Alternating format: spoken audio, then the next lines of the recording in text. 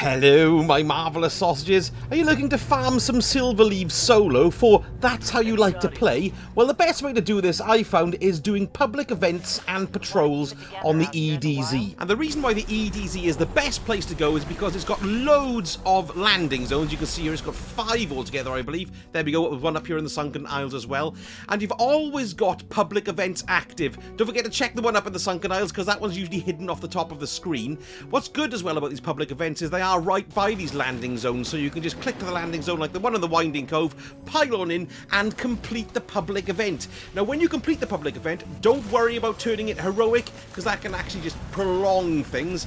You'll either get 3 or 4 silver leaves for doing each of these events. Now, you might think, hang on, that doesn't sound like very much, but if you compare it to running a strike or running a mission or something like that, you do end up getting more bang for your buck in the time that you've invested. So, for example, I ran it for about 40 minutes and I got about 46, 47 silver leaves for doing that. But if you do the events quicker, because you can do, you might join one or find one that's about to finish, just make sure you join it and you can get around it that way by getting them completed a lot more quickly. Now, there's another method as well of getting double rewards when you're doing these public events, and that's called double dipping. Now, it's quite hard for it to occur, to be perfectly honest with you, but I have seen people saying that it does still work.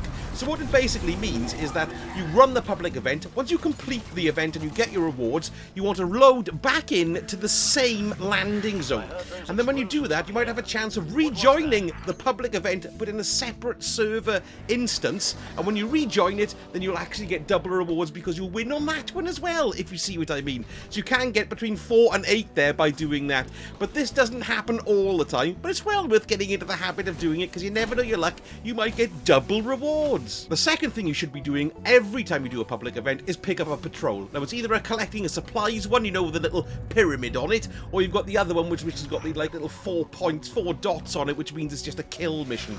Once you do that and complete the patrol, you've also got a chance to get an extra silver leaf to drop there as well. Drop rates aren't great, but it will give you the extra leaf. And another thing it'll do as well is go to completing this particular challenge called Solstice Jubilee as well, so you can get your kindling and get your keeper seal. Now, don't forget as well, you've got challenges where you've got to get hand cannon kills and shotgun kills.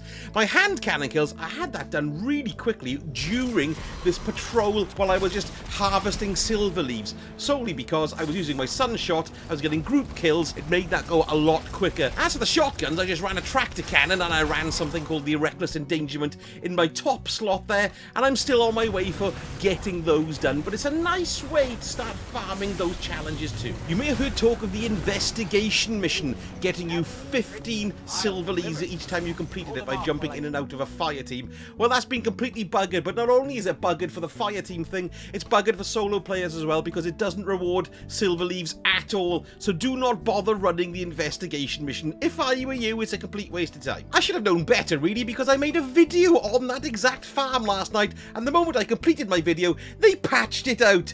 Bungie do that a lot. I'm sure I got a drone in here watching everything that I do. So after about an hour of farming, look, I'm on 58, which isn't too bad at all, to be perfectly honest, and it's not as monotonous as doing the same thing again and again and again, because you have a little bit of a run around in different environments. It's a bit more fun, really, isn't it? Because it is a game after all. So anyway, if you found that useful, a like would be utterly fantastic, and leave me a comment as well if you found out any other great silver farms. And don't forget, if you liked the vid, give me a subscribe too. Thank you so much for watching, and I shall speak to you all again very soon. So sage out.